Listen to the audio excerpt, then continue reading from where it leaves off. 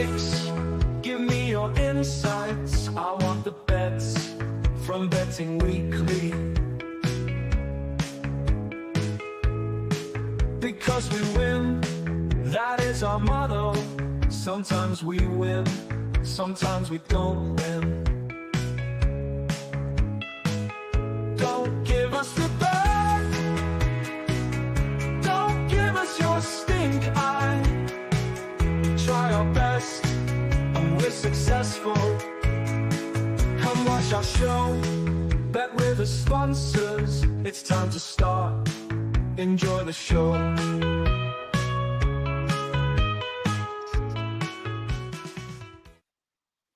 A very good day to one and all. Welcome along to Betting Weekly Live. You're with myself, Dan Roebuck. Alongside me, as you can see, is Lewis Jones. We are talking soccer specifically throughout the show over the course of the next half hour, 40 minutes. And Club World Cup, we'll have a smattering of Gold Cup thoughts as well. But the soccer don't stop, Lewis. World Cup, Club World Cup underway, European Under-21s, Gold Cup as well. There's an awful lot for soccer bettors to get stuck into. How are you? Yeah, very good, Dan. Enjoying the heat wave at the moment in over here in the UK. It's real summer vibe with this sort of international flavour tournament. They're all, I think, becoming a little bit excited for now. I'm definitely engaged with it. I think once you chuck a puzzle at me, I'll become engaged in anything where I can try and find some edges and some value. And the games, some of them have been very good and of high standard. So yeah, I've been completely lured in by this Club World Cup already. So I'm fully engaged in it now. I thought I might have a bit of a steady one with this tournament and see how we get on. But I'm already, after one round of group games, yeah, definitely on board for this tournament. Whether it's good in the long term for the players is another debate altogether. But in terms of a punting medium and how the games are looking and the reads I'm getting on these teams at the moment, I'm fully engaged, and I can't back a winner in the racing, horse racing at the moment, Dan. So I need to come back to the football to actually make myself some money. So haven't quite stuck the wall chart up yet, but I'm nearly there. I think I might have the wall chart up. I know what you mean. I'm loving it. I think, from a UK point of view, the kickoff times are great. Obviously, we are American facing, and I'm pretty sure that the US audience is getting engaged by it. I know that some stadiums have been full, others not so much, but that's the nature of these tournaments sometimes. Yeah. Villa Van says, hi Dan, hi Lewis, good to see you both. My main takeaway from the FIFA Club World Cup so far is that the South American team should not be underestimated. Attuned to the conditions, maybe. I think what a great first comment that is. That's an amazing first comment. Totally agree. I think it's one of those things, we always thought that they would be up for it more than European sides, because they want to prove themselves, but I think they're proving it a little bit. I think that's a fair shout. I know that one or two of our commenters have suggested, look, they might be sort of 50, 60, 60s to win this thing. Just don't rule them out at the moment. I mean, have they been better, or have the European sides been a little bit low? What do you think, Lewis? Well, I think the gap between the European teams and sort of the rest of the world teams is nowhere near as big as what was anticipated and predicted pre-tournament. Obviously not including Auckland in that, who... the amateur team who got a real whipping, didn't they, by Bayern Munich? But I think they're a bit of an outlier, really. They're an amateur team that have sort of done. There's just a bit of a story that they're here. But in terms of the other teams, I think people might have fallen into the trap that just because the European teams have taken strong squads and look like they're at full tilt, I don't think other variables have been factored into these in terms of the games, which I think the commenter mentioned there. I mean, the conditions, how knackered some of these teams and players are from coming into the competition on the back of the season. And the teams who are in mid-season at the moment, the South American teams, I think they've got a big advantage here. This is in the middle of their domestic season. So it's obviously a bit of a tricky one. It's difficult to quantify, isn't it, how you factor that into your betting. You have to use a bit of intuition, I suppose, and have a look at minutes in legs and just get a feel for how a team is going to play in these conditions. But I'm certainly finding some decent edges here, and I think one of these big European teams are going to get knocked out in the knockout rounds by a rest of the world team. I can see it happening, and I can see some situation where the betting gets absolutely blown wide open. So yeah, I'm excited about watching some of these games and siding with the dogs where necessary, whether that's on the outright markets or in the props market. So yeah, I think there's definitely angles to exploit against the European teams who I think have been overbet.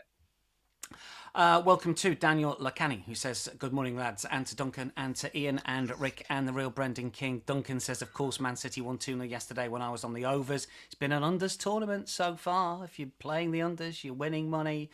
Ray, good morning to you. Good afternoon, says Ray. And Troy was at the Juve game against Ahly last night. He reckoned about 15,000 in a 22K soccer-specific stadium. It's the smallest in the competition. This is true, but it does feel better, as Troy's put out there on the comments, that you get 15K in a 22 rather than 15K in a 50K stadium. Tristan says Madrid look very shaky at the back. Yeah, we'll look at some outrights in just a second. Duncan says Inter will get knocked out in the groups. They look disinterested. Rick Brett says, hi guys, anything good today? Waiting for us. Let's hope so. And Alexander says, afternoon.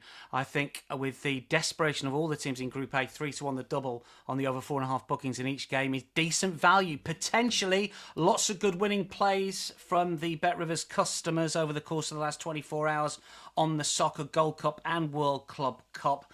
Costa Rica, Dominican Republic, which is, of course, in the Gold Cup, over 11.5 corners live, an $11,000 play, which was a loser, minus 250. Juve over 2.5 goals, $7,000. That was an easy winner by half-time, wasn't it? Pachuca Salzburg over 5.5 first-half corners live, $5,000 play, which was a loser. Salzburg were the favourites for that game, we still haven't had a dog win, incidentally. Real Madrid, Al Hilal, under 3.5 goals, $5,000 play was a winner. Jeremy Doku to score or assist in the City game apparently was a winner. I didn't see the game. Doku getting an assist, what on earth is going on? And Rodrigo to score or assist in Real Madrid versus Al Hilal was a winner as well. Lots of live streams for you.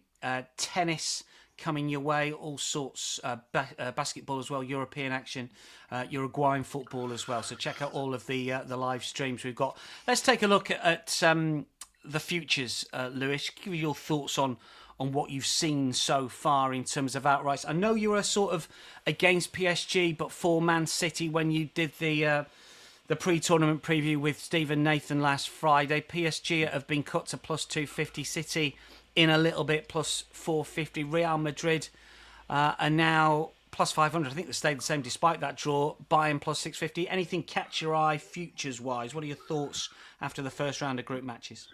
Yeah, a couple of big price here, I think. As I say, I want to try and fade the European teams. I know that you mentioned there none of the dogs have won yet, but the European team's record against the rest of the world at the tournament so far, if you take out the Bayern Munich game, which was a mismatch, they played 9, won 4, drawn 5.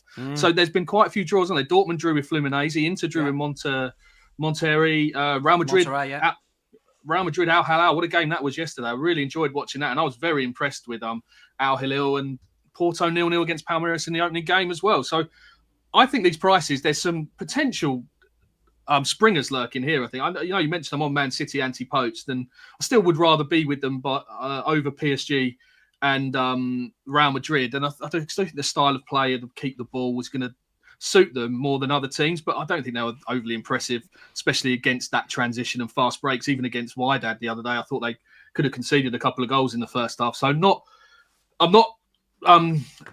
overly confident of as on City at the prices, but I do think they're the better bet in this market at the moment. But the two I want to get out on side here, absolute massive prices. Al Hilal plus 6,600. I was really impressed with how many questions they asked Real Madrid, and I was equally impressed at how they saw the game out actually as well towards the end. I know they gave away that penalty, but I never really felt that Real Madrid were really putting them under too much pressure or momentum. And I just think this Inzaghi factor here is not being factored into the price. He could be the best manager in the world, Inzaghi, based on what he got Inter to do to the 2 Champions League finals and the brilliance that he built there at that club. And now he's in Saudi.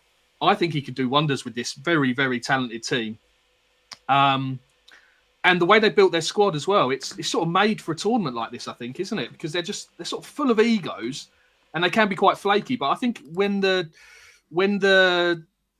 heat is on and the quality is high, I think this team could be quite motivated to go quite far in this tournament. And I don't think the path to the semi-final is actually that scary. I mean, Man City might be waiting for them in the quarterfinals, but that fixture wouldn't hold any fear for me. For them, they've got I think they just got a great set of players in there. I mean, the 2 fullbacks, Lodi and Cancelo, are really good. Milinkovic, Savic. All across the pitch. Just got Neves as well. Ruben Neves just bossed the game at times yesterday. Really impressed with him. And it's good to see him. I haven't seen him since he left Wolves, actually. And it's a bit of a shame he is playing in the Saudi League, but an unbelievable player. So I want to get them on side at a big price. And you're going to probably piss yourself a little bit here and maybe have a little laugh at me. But I also want to get the African side, the Mamelodi Sundowns, on side at 250 to 1. Okay. I talked about them in the previous show, so hear me out here. And we tipped them up at plus Steve 600. said you were a super fan. Go on. I watched their opening game. I was on them. The price moved massively in their favour to beat the Koreans in their opening game. They did 1-0.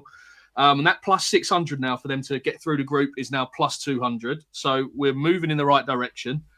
And I still think they're very underrated by the markets based on how strong they've been in African football for a long while now. I think they're the best team in Africa from what I've read and what I've heard from other people. And yes, they've got a tough couple of games to come in the group, Fluminense and Dortmund. So we'll get a better idea of just how they'll match up with those sort of European form lines and the South American form lines.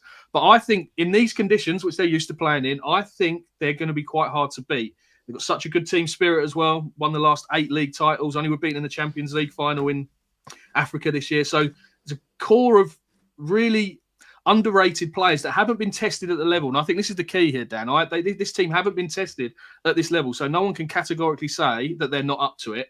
And I just think when you're dangling prices like you are here, at silly odds, of course they're not going to win it. But you've got to sometimes dare to dream to do big things, haven't you? So I'm happy to get them on side in the outright, actually, at those sort of prices. The more sensible play probably is the plus 1,200 for them to be eliminated in the quarterfinal. Yeah, I don't mind that bet. I think that's probably the more sensible one. But yeah, I'm having watched them and stayed up and watched them the other night, the Sundowns. I thought they looked a very sort of well Fluminense, but I wouldn't be surprised if they're underrated by the market still. So yeah, still very much on board with the Sundowns, and I'm going to get them on side in Antipost at an absolutely ridiculously big price, and we got to dream big, Dan. Well, look, you can attack it in various different ways. They're huge to win it. I mean, just looking at top 8 and top 4, which is obviously make the quarters or make the semis. Sundowns 10 to 1 to make the quarters or better, and Al Hilal a 4 to 1 plus 400 to make the quarters or better. So you could have a little bit of fun with that. It's one of those things, though.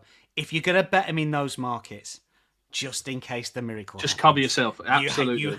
You have to back them, small stakes, back them to win it, back them to, make the final, whatever you want. You can't just leave it at that, because if you turn out and say, oh, look how clever I am, I've got the Sundowns at 10 to 1, made the quarters, and they go on and win it, and you left all that money on the table, you will absolutely do your own braining. You'll be clever, but not clever enough. Jason says, the real Brennan says, thoughts about under on the cars for the European Giants against the Minnows, just barely cashed in the City game. Rico Lewis gave us a scare. Yeah, it's an interesting one. True. They do have more of the ball, I guess. Jason says you would expect the European teams won't want to use up much energy early in the tournament, especially South American teams hell for leather from the off, but they have been impressive. Grazia says, I like Fluminense when they played Dortmund, just can't figure out whether Dortmund were just unmotivated.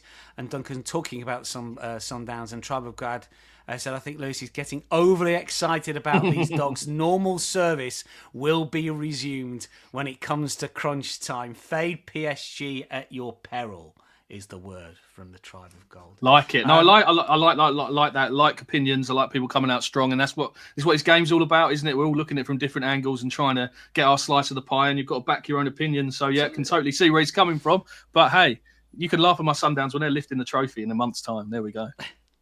Now then, if you received the Monday newsletter, you will know that the boys had a clean sweep. With Steve picking out Monterrey against Inter under 2.75 goals, and Nigel had a winner in the Sinner game over 18.5 games. We usually put 3 picks up for the Monday newsletter. The other one was void. So it's 2 out of 2. We've got another newsletter coming your way on Friday. The Insider will be taking a look at the main European leagues. So make sure you sign up for that if you've not signed up for it already. bettingweeklystudios.com. Com. We're getting more subscribers on board. There's a whole manner of different things that you get not on the live shows or the recorded shows. We'll have picks from an awful lot of different handicappers as well. When the football season starts, I'll be involved, Lewis involved as well. We'll give you week-to-week selections, thoughts, a lot of data, a lot of stats that you can look at, some really good insight when it comes to all of the sport. Make sure you've signed up for that if you haven't already. bettingweeklystudios.com. Let's tackle some matches, shall we? We have got thoughts, picks from Lewis on 3 of the games, but we've got thoughts on all 4, and we have got a little bit of Gold Cup coverage as well at the end of the show. So we need your thoughts as well, everybody, to keep us company with the picks that we're going to give you. This is the early game, Palmeiras against Ahly.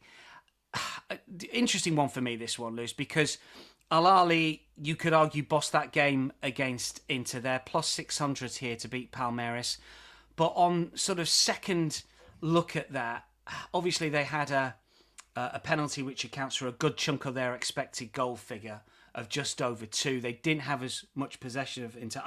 They're the better side, and I thought I might be able to get with them against Palmeiras. But the more I look at this, the more I think Palmeiras are probably a bet here. How do you see this? I mean, we can't really bet them at minus $2, but what are your thoughts on the early kickoff that gets underway in 45 minutes time, Palmeiras against Ahly?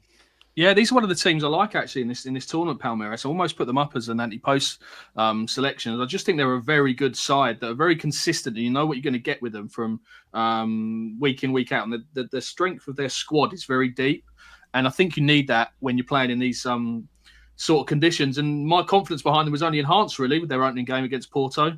I just couldn't find the final touch in front of goal, could they? They absolutely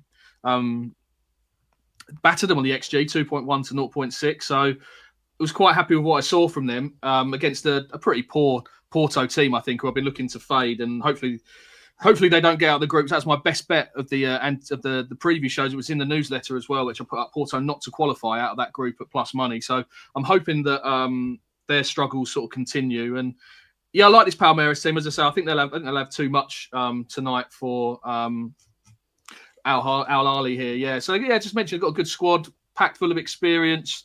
I think that could be very crucial at this tournament, especially I like the way they played in the last 20 minutes actually against Porto. They won the shot count 9-1 in the last 20 minutes, and the match momentum graphs were very positive, really dominating territory and asking all the questions. So I think they're a team that can go for a full 90 minutes. And as I mentioned, they're just a very sort of consistent side in their domestic league. You know exactly what you're going to get with them under this manager, Albert Ferreira. He's been there a long time. And in the last 20 games since April, they've only conceded 12 goals.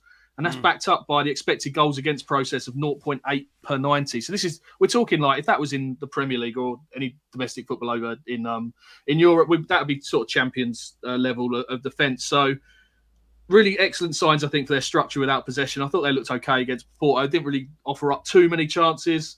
And I think, I do agree with you. I want to get them on side, but that outright price is probably shortened into an unbackable territory now. But if you actually add under 3.5 goals into the mix using the same game parlay with Bet Rivers, you get minus 110. And I think that's the way to play this here, because it's just a very good defensive side. And Ahly missing their key man as well. Eman Ashur came off after 20 minutes against Inter Miami, and he's their top goal scorer, most creative outlet. He's the guy that makes things happen for them. So they're going to be weakened in attack, and you want to get the unders on side. I think, as you said, it's one of these one of the angles of this tournament has been to get the unders on side. So to get under 3.5 line on your side with a Palmeiras win, I think it'll be job done mode. They'll want to get the 3 points to more or less secure their place really in the knockouts, really, with 4 points, with an easy game to come against Inter Miami, I'd assume. So yeah, Palmeiras to win under 3.5 minus 110, and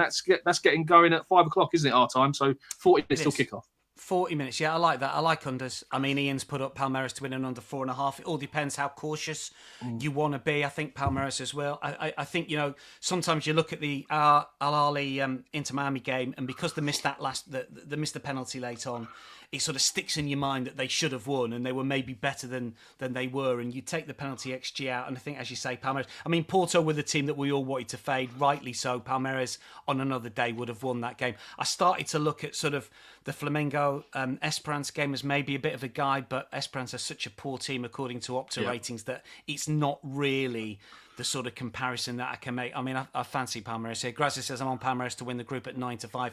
Need a few goals tonight. Yeah, worth pointing out that it is goal difference as well when it comes to FIFA tournaments. Anthony Taylor in charge as well, incidentally, for those talking about the bookings markets. In terms of where the cash has been going here, 98% of the money has gone on Palmeiras, 55% of the money and 7% of tickets on overs. I mean, overs is always bet, but I think it's going to be an unders game. And in terms of significant wagers so far, $2,000 play on Palmeiras, -1 on the Asian line at -112. Sort of a bet to nothing. I feel that one, they could easily get over the line 1-0, country, and it's a push.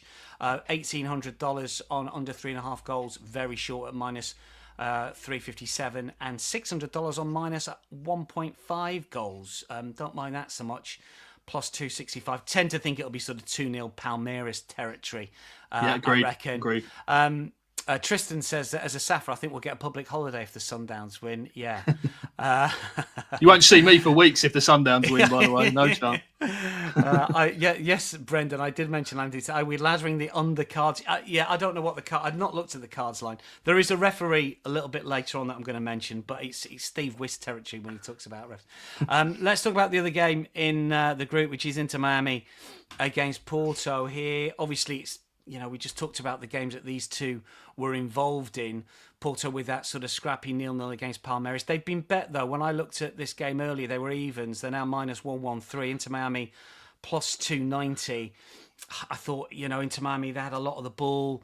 I'm not quite so sure if they're at Porto's level, but it's a game really that I can't get involved in. I went down a bit of a Leo Messi rabbit hole with this one, Lewis, but I'll let you talk your way through your plays first, and then I'll tell you a play that I was going to have, and then definitely I'm not going to. But anyway, what are your thoughts on the Miami from my game? experience, when you go down a rabbit hole, it never ends well. So maybe I'll close my ears. No, he doesn't. I'll close my ears. Yeah, exactly. I've pulled back from it. Anyway, what do you like in the Inter Miami game? Especially a Lionel Messi rabbit hole where I think he's odds on for over 3.5 shots. So I'm not sure where if the value's really lurking with Messi. But my play is regarding actually the Inter Miami shots line here, the total shots line for them. Just because I found something really interesting. I ran some numbers from the 9 European teams' games against the rest of the world, not including the Bayern Auckland one. Again, outlier. We don't want to include that. Yeah. But what I found really interesting when digging a little deeper into those games is the underlying stats from those matches are painting a picture that the European teams aren't dominating like the sort of the props market should suggest. So the lines are getting covered quite easily, whether it's shots, corners, by the underdog. Just an example of that, the total XG from those 9 matches combined read Europe 14.6, rest of the world 9.8. So again, not much in it really, only 5 goals between them when it comes to expected goals. But the stat I really like from those 9 games is the shots data. So in the shots matchup in those 9 matches, we've got European teams 118 shots, rest of the world 110. So only 8 shots difference over games where really the European teams are going off very short prices. And I think this is where the value lies in this market, as the rest of the world teams here are being priced up as the outsiders in the main markets, but the props markets, like the shot and the corners, aren't adjusting really to this sort of like closing gap, I don't think. And this is where I think the value does lie. And I just wanted to get against Porto from the start of the tournament. I know we've mentioned them already as a team to fade. I mean, they're only 3rd best team in Portuguese league last season, and that's not a league filled with any depth whatsoever. And they were off the pace 3rd as well, weren't they? Let's face it. Yeah, miles behind. To Sporting and Benfica. Anyway, sorry, go on. Yeah, I think there's a big gap between them, Benfica and Sporting and Porto, and I think that sort of showed in their opening game as well. So I do want to get Miami on side in some regards, but not in the money line. Just can't really trust them. So I just think haven't really got the sort of the killer instinct across the pitch to be reliable in the big moments. Yes, you got the main man up front, Messi, but apart from that, there's a lot of aging legs there and players that have probably passed their sell-by date, to be honest. So I would need a bigger price on the money line to really have a go at Inter Miami here. But it's the props prices and the shots markets. Yeah, I think this is a great trend to be following. Even if you followed it last night in the Al Hilal match against Real Madrid, their line was over 8.5 shots. They passed that by half time. They had 9 shots in the first half. They ended on 13 shots. They completely cleared their line last night. And I think Miami can clear they're over 11.5 shots line here at -110. I think they got a good chance of hitting this, and Messi could hit it on his own, couldn't he, Dan? Really, he was him to have 12 shots in the match. I'm not sure, but he's don't know. he averages 5.5 shots per 90 playing for Inter Miami, so he could easily be responsible for half the shots. And every time he gets within range, he's going to be pulling the trigger. So when you've got him playing, you always got a chance in the shots market, I think. And why I like this bet so much is Miami have had 12 or more shots when Messi has played in a home match, which this is, in 13 of the last 15 games, which I think is a very nice strike rate to attack when you're getting somewhere near even money here. And even against Ahly, they posted 14 shots as well, so they cleared the line there. And Porto conceded 17 shots in their game with Palmeiras. So, and then they're nowhere near good enough to just completely dominate this game. I'm sure Messi and Suarez and players like that are going to get prolonged spells of pressure to try and take advantage of. And I think they've got a good chance here of following, clearing their shots line. So over 11.5 shots for Inter Miami at -110. Yeah, my rabbit hole was Messi. I just wondered, I thought, how involved is he these days? And I looked at the sort of data from the first game. 77 touches, which was second only to Busquets. And you know that Busquets is always going to have more touches than anyone else because of where he plays. So I did look at sort of all the shots and all the averages and thought, well, this has got to be a bet, hasn't it? Just like Messi over 1.5 shots on target, over 3.5. I mean, over 3.5 shots is -150. Over 1.5 shots on target, I think he's plus. Oh no, it's -110. It's a big line to clear, though, isn't it, for one single play? I know it's Messi. It doesn't feel right, does it, to be back in one player? What put me off? I thought, well, hang on. Look, if we're taking these odds as true, if we're taking the money line odds, Inter Miami are favourites nearly every single game in MLS. You don't get them at this sort of price. So if you look at when they were outsiders, if you look at when they were sort of like, I mean, they don't get to the price they are now. What the price of they are at the minute they are. I mean, I don't think they've been +90, +290 when Messi's played for them. I don't think they've been that sort of price. They've been 2-1 or bigger on a few occasions, and when they have, Messi's not really come to the party, and that sort of put me off it. He's a player that I'm taking Porto on trust here. If they're poor, then I think Messi comes into it. And I just thought, was he a play? And in the end, I've reined back from it. So it's a no bet from me in that one. The Roebuck rabbit hole. The Roebuck rabbit hole. No, you spend 45 minutes on something, you think, I'm desperate to try and get something here. But in the end, I've left it alone.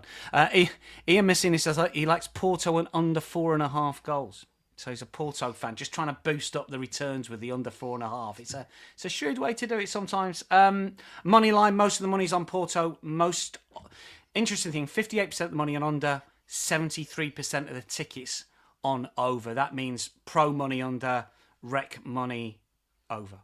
And $750 play on over 2.75 Asian total at -118. Let's move on to the Seattle game. Sounders up against Atleti here. I wanted to look at this and I just thought, do you know what?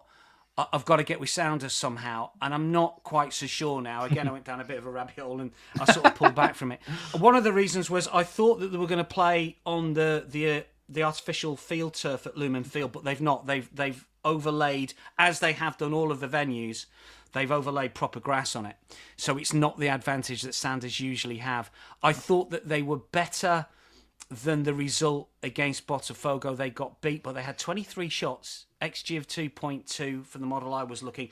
I watched the highlights earlier today, and I looked at the stats from Opta, and it said that Jackson Reagan missed a 0.92 XG chance. So I thought, well, I'll have a look at this. I'll see how bad it was. Looked at the highlights from our friends at DAZN, and they didn't even show it. So I'm not. It's one of those XG. I don't know whether the editor missed it. The editor missed it.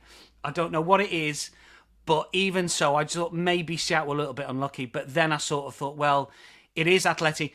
And the big thing I thought about the PSG Atleti game was the heat in Pasadena. This is in Seattle. It's going to be 10, 12 degrees cooler. It's going to be around about 20 degrees. It was plus 30 at the Rose Bowl for that PSG, and towards the end of it, you could tell, couldn't you? Do you know what I mean? So I sort of pulled back from that a little bit. I have got a little bit of a play in it, but I'll let you give us your thoughts first, Lewis. What do you think, Sounders, Atleti? Yeah, the conditions, you make a great point about the cooler conditions here. It's going to suit the European team much better than it would have done if they're playing in scorching heat elsewhere in the US. So I was looking at, I was really tempted to play the same angle here as I did for the Miami game in terms of shots lined for Seattle, because they, as you mentioned, they registered a lot of shots in their first game, 23, I think it was, as you say, and well, I think a lot of that was down to game state. I think then Botafogo went 2-0 up, and then they just sat back, and a lot of the shots came from distance. And as you say, apart from if you take out that 0.9 xG chance, which I think came from a corner and maybe just hit someone on the line and he missed. That must have been the case. If you take that out, the match report said it was a ricochet and somebody missed. I mean, he's a centre half as well, Reagan. So he missed it from 5 yards. But so that put me off a little bit, because I think Atletico are a very streetwise, professional, good side with lots of attacking talent, and I thought they played a little bit better than the result suggested actually against PSG at 2-1 in the second half. When that Alvarez goal, if it had stood and went to 2-1, PSG could have been looking a little bit vulnerable there, and I just think their heads went a bit Atleti towards the end, and they lost Longley got sent off, and they got 2 late goals, didn't they, PSG? So I don't think I wouldn't read too much into that 4-0 scoreline. And also the fact I was put off by the shots line is Atleti in the last 10 games in La Liga only conceded 7.88 shots per game. So that sort of suggests to me they're ending the season quite strongly from a defensive point of view. And you just know Simeone's going to have them drilled to within an inch of their lives here after conceding 4 goals. There's no way he's going to allow that defence to slip up against the team from the MLS. So I think they're going to play quite controlled football here. Very professional manner. The conditions are going to be okay. So I couldn't get involved with the shots line, but there is a player I like for Seattle, a midfielder called Christian Roldan, to have over 0.5 shots at -143 with Bet Rivers, which is a fantastic price, I think, based on the data. What I'm looking at here, it sounds very short, -143, but when you look at the data, I'd have it a lot shorter, and I'd actually back this all the way down probably to minus maybe 300. I think there's that much value on show here, because he had 4 shots against Botafogo in the last game and scored their only goal as well. And all of those sort of shots came from central areas just outside the box. So he's obviously not afraid to shoot when getting in positions. And that is the absolute key thing you need when you're backing players in props markets for shots. You need them to be ultra greedy and look for taking chances and getting the shots away when they can, because that's all you need for the bet to land. Just one shot of any kind, it can be blocked and go. You can go in to hit the moon and come back. It doesn't matter. It's just as long as he's had a shot, your bet's in. When you're playing the over 0.5 line. So looking at his data in MLS, he's averaging 1.16 shots per 90. So that gets us above the 0.5 line. And in his last 18 starts for Seattle, this bet would have landed in 16 of them. So I think that price, I'd have it a lot shorter. Don't know much about the player. I know he plays central midfield, and I know he loves a shot.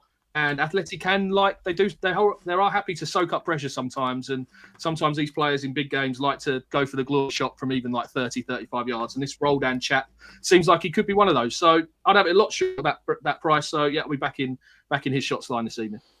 He's a real fan's favourite. I'll tell you, when I used to cover MLS for Sky for a long time, and he was a player that was very, very versatile. And Brian Schmetzer, who's the Sounders coach, I think initially wasn't quite sure. He's been Sounders coach for years. Wasn't quite sure where to play him. He's played right back. He's played holding midfielder. He's been tried further forward as well. But he's just a really good footballer. He's one of those that really should have had a go in Europe.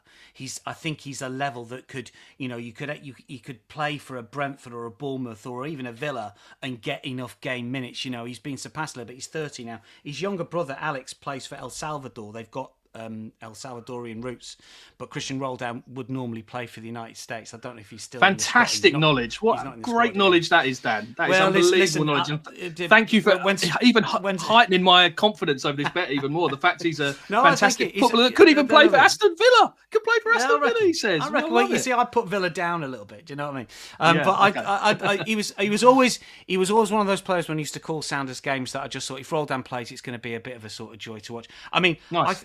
I thought they were a little bit unlucky. Stefan Fry, the keeper, who's been there for years as well. I mean, he really should have saved Igor Jesus' his header. That was poor. I mean, I think that the group state is interesting. Atleti need to win this game. I think they probably need to win. I think conditions will suit them. Seattle will feel that they probably need to win. They're at home again. I don't know what. I mean, they usually get really good crowds. Seattle Sounders. It's a proper soccer city in that sense. I mean, Lumen Field's an American football stadium, but it's played host to Sounders games for a long, long time. And I think that I'd play both teams to score. And I'd sort of look to go the overs as well here. I think that the group state of both these, it gets to half time and it's 1-1 or 2-0 Atleti. Seattle have got to try and do something. And if you play overs, Atleti might end up covering it all on their own. I can't remember what price overs was. About -132, something like that. -124. I think that's fair. Yeah, that is. Fair, I mean, Alvarez could get a couple of goals tonight as well. He's had a really good season. Couldn't he? He could. It's one of those games where, if as you say, if Seattle have to go and chase the game late on, then him on the counter attack, very good finish. He was unlucky with that finish against PSG that got ruled out. He's had a very good season for them. He's a deadly finisher. He's their main man now. I'm sure he'll be popular tonight. Anytime first goal scorer. All those prices are probably live. But I just wanted to keep it more. I wanted to head to the shots market really, because that was where I thought the biggest price in terms of value was. But I'd like Alvarez as well. I wouldn't put people off having a look at him scoring any time. Grazer talking about Anthony Taylor says he reffed 2 World Club games in 22-23, only issued 1 card. Feels like a whole different competition. He is an unders referee this season. He's been a cash cow for in the Premier League. There was a spell earlier this season during the mid-season where he went unders crazy. I think I haven't got the numbers profitable for unders backers, but towards the end of the season, in European matches especially, and I think me and Steve got burnt a couple of times on the Thursday nights when he was in the refereeing the Conference League somewhere. I think he issued a red. I think we were on the unders, and he issued a red card after 2 minutes, and I think that was done. So it's one of those. He can blow very hot and cold over and unders, but there was a spell this season in the Premier League where he was very lenient. Might not be the case tonight in that sort of environment in a FIFA tournament where he's got probably a little bit play. He hasn't got as much rope, maybe, if that makes sense. He's probably got to play it more to the book. Doesn't speak the language probably. So it's a tough one. Taylor is notoriously unders in the Premier League, but when he goes to European international competitions, he can go a bit crazy. So it might be, I've not helped anyone there with that analysis of Taylor. So in other words, he could go under, Steve, under Dan, or he might go over. On the money line, 99% of the money and 98% of the tickets on Atleti. We've had a $1,000 play on Atleti -1.5 on the Asian handicap at -120. I can see another 2 on Atleti win here, something like that. 6% of the money on unders. 79% of the tickets on overs. I'm with the Rec Boys for the overs tonight. Massive Rec Boys for this one. If you're just joining us, and nice to see a healthy viewing figure, bettingweeklystudios.com, you will get a newsletter into your inbox twice a week, Monday and Friday, exclusive picks from all of the handicappers. If you're a Lewis Jones fan, you'll get something every single week. If you're a Steve Wiss fan, likewise. Nigel on the tennis. We get Sean to contribute. Rory Jawani there as well. Over the course of the football season, the soccer season, every single weekend, there'll be an awful lot of picks, awful lot of data. Make sure you sign up for it. It is free. If you just want some data, you want some numbers to look at, you want a few free picks from guys that can charge for them. I know that some people have their own sites. You can get some free stuff from the likes of Lewis and Nigel and all the rest of the gang. Make sure you sign up, bettingweeklystudios.com. And we are inching towards 10,000 followers. If you want to keep this channel, the powers that be, our bosses, they look at all the figures. They want us to get bigger and better. We know that if we can get it to 10,000, it pushes the algorithm around the YouTube world. Make sure you like and subscribe. Tell your friends. Let's get to 10K. Let's see where we can go with the channel. The community is growing. Love all the comments from you guys every single week on the recorded shows as well as the live shows. So look, it's a push from us this summer to try and get to that 10K figure as soon as we can. One more Club World Cup game to look at, and then we'll just rattle quickly through some Gold Cup news before we power down. Not got an official play for this one, Lewis. Have you? Paris Saint-Germain versus Botafogo. I mean, this is incidentally this is old school Club World title, isn't it? This is Champions League winner versus Copa Libertadores winner. You go back to the 60s and 70s here with Man United and Penarol kicking lumps out of each other, or whoever it was in the late 60s. This is proper. But I looked at the price here and I thought, crikey, PSG, how can we get with this lot at -4? I mean, they want off this price against like Saint-Etienne and Le Havre and Auxerre in Ligue 1. I mean, Botafogo surely are better than that, or are they? I've already thought that they were a little bit fortunate against Sounders. There's one or two of their players. I mean, Igor Jesus, I think he's going to sign for Forest, is he? He's plus 380 anytime goal scorer. Kvaratskhelia, if he plays, plus 105. Ramos probably will do plus 112. I mean, they might rotate a little bit. I looked at Vitinha, but he doesn't score enough. I know he's on pens, plus 180. I have got a little bit of a play here, but it's only a lean here. Any thoughts on PSG against Atleti? Yeah, I mean, PSG against Botafogo, sorry, they beat Atleti easy. Not quite sure what to read into that. As you say, it was probably a 2-0 win rather than the 4-0 at full time. Any leans, any thoughts on PSG? Nothing for this game. I mean, you're right. It's a frightening price, really. That price that short. You say the opposition they're going off in France against. It's that sort of level, which is really. It does feel too short to me. But this PSG team are the best probably in the world on their day. But I just the point I want to get across here is just my feelings towards their anti-post price, really, and how short they are. And I was trying to think of a good example to use here, and I've gone back to the horse. I'm going to use a horse racing example here to get my thoughts on this PSG price, because the horses for courses analogy, really, and as horse racing punters, it's sort of it's not a case of finding the best horse in the race sometimes, because you just pick the highest rated horse and you'd be absolutely fine. But horse racing punters need to factor in so many variables into the equation, like ground trick, track, time of year, etc. And I think that way of thinking is really relevant here for this tournament and PSG's price, because in horse racing terms, I don't think this is PSG's ideal track or conditions whatsoever, because they're a very intense, high-pressing team that are all about energy, running, engaging in duels. And I don't think this is a sustainable way of playing in these conditions over a shortened tournament format in the knockout stages, where you're going to have to play 2 or 3 games in a few days. So I think they're going to flag in the conditions at some point in the knockouts playing this way. And they're an amazing team. They've done me such a turn over the season, winning the Champions League at big prices. And they're a team that always going to have a special place in my heart. But I just think this is not the right time to be backing them in these conditions. And I think after a really hectic season, Champions League final, I know they managed to rotate the squad quite well in League 1, but I think considering how strong the weather factor is and the workload factor is, I just want to be fading PSG at these anti-post prices. They should be fine in this game tonight. Again, they probably rotate quite a bit, as it seems like a bit of a one-sided match, so we'll be able to rest some of the legs. But I think in the knockouts, when they come thick and fast and the games are big and important, I think they just might come a cropper in one of the knockout games. So that's my view on PSG. And I think Luis Enrique's got a really difficult job to try and just negotiate his squad through to the final in this sort of intense and searing heat with the amount of minutes they've got in their legs. So that's just my case on PSG, and why I just think that the shorter they get, I just think there's more case to take them on, to be honest. I really want to get them laid, really, in the outright market.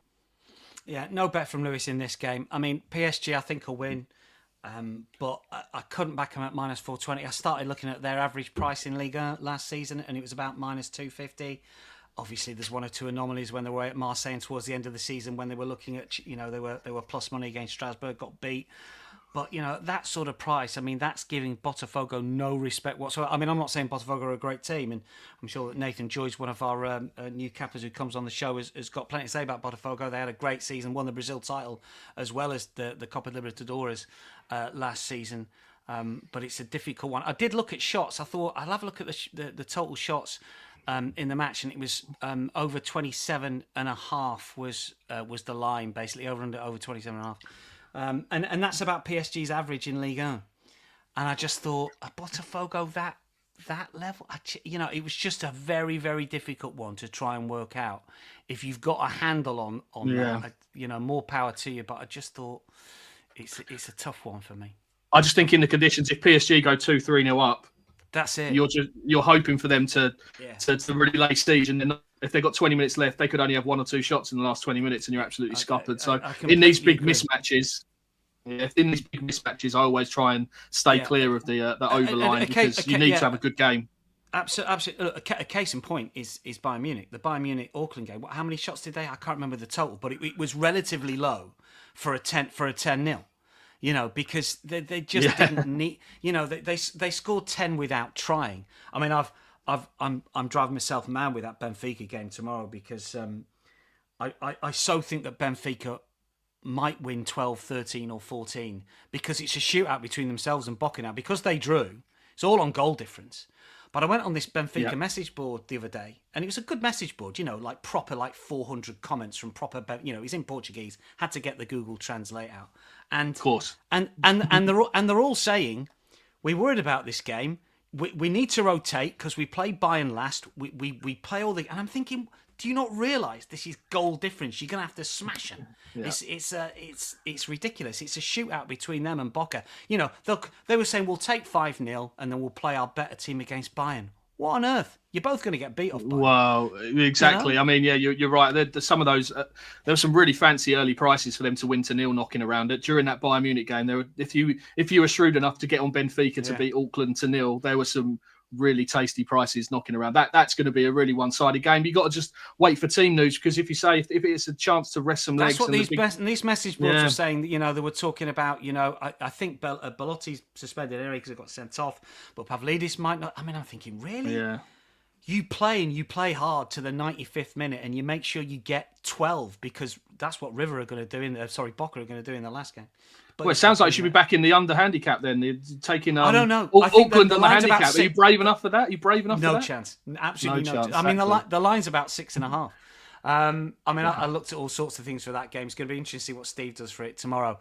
Very quickly, we've had $1,000 play on Botafogo under 2.5 corners, -145.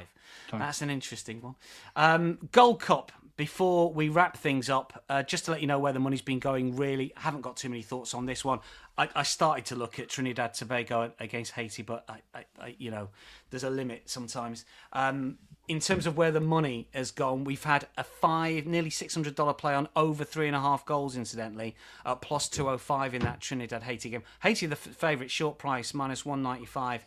Trinidad and Tobago were well beaten by USA. And in that other game, Saudi against USA, this is more interesting. And obviously we get a lot of USA viewers and listeners here. USA are -215. They're without a lot of star names, as everyone knows. Pulisic decided not to play, citing tiredness from his season at Milan. There's 1 or 2 injured players as well. There's 1 or 2 players away on World Club Championship duty. So it's sort of mix and match from Pochettino. He was under a little bit of pressure. They got beaten by Turkey, got beaten by Switzerland heavily, and he's come in for a little bit of criticism. But they did beat Trinidad and Tobago. As for Saudi, they're missing players who are away with Al Hilal, and they're a shocking team, if we're honest. They've struggled to score in the World Cup qualifiers, only scored 7 in 10 in their particular group. They didn't finish in the top 2, Japan and Australia, and the Australia side shocking, and they finished in the top 2. It means they've got another chance to qualify via a 4th round, little mini round robin that they will host, the draw of which is in July, incidentally. But in terms of goal scorers, they haven't got any. They've only scored 6 goals this calendar year. 4 goals this calendar year in 6 matches, and 2 of the goal scorers are away with Al Hilal. So I think it's an unders game for a bit of a lean at -120. But the interesting thing is there's no cards market for this on Bet Rivers. You might find it elsewhere. But the Mexican referee, I've just got to mention this. This is right out of the Steve Wisp playbook here. Marco Ortiz is the Mexican referee.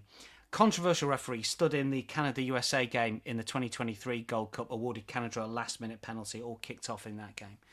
According to various websites, 395 matches, 1,730 yellow cards, this is the referee's career, 131 reds, 91 direct expulsions, so 91 straight reds, 127 penalties.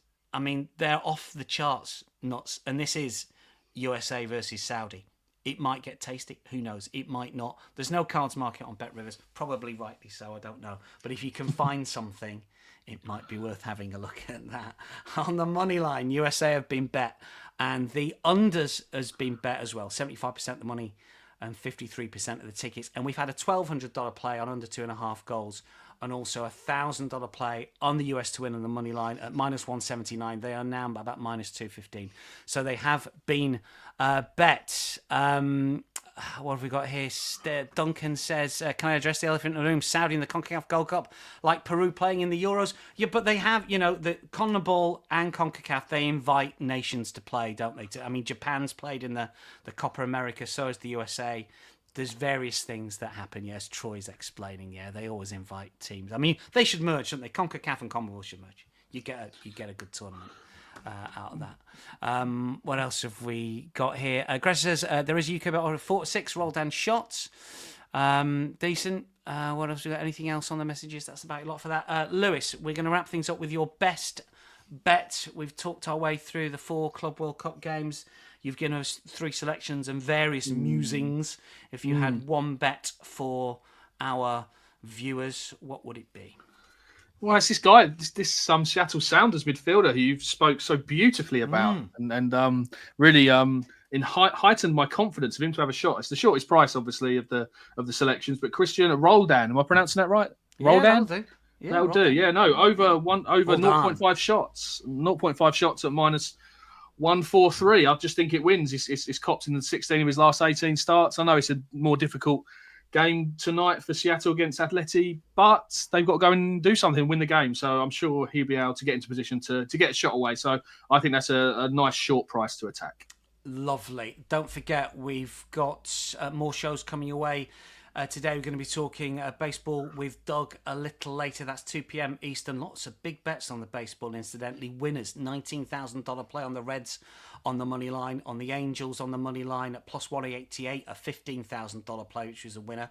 Bet River's not been on the right side of these. $15,000 play on the Rockies on the money line, and the Braves -1.5 against the Mets, which was a winner. Another $15,000 play. They did get a little bit back, as we had a client having $15,000 play on the Dodgers -1.5, +108, which was a loser against the Padres. And we also got basketball coverage for you at 3 p.m. today as well. Make sure you like and subscribe our YouTube channel. We're nearing 10k. If you want the newsletter, it is free, twice a week, a lot on it.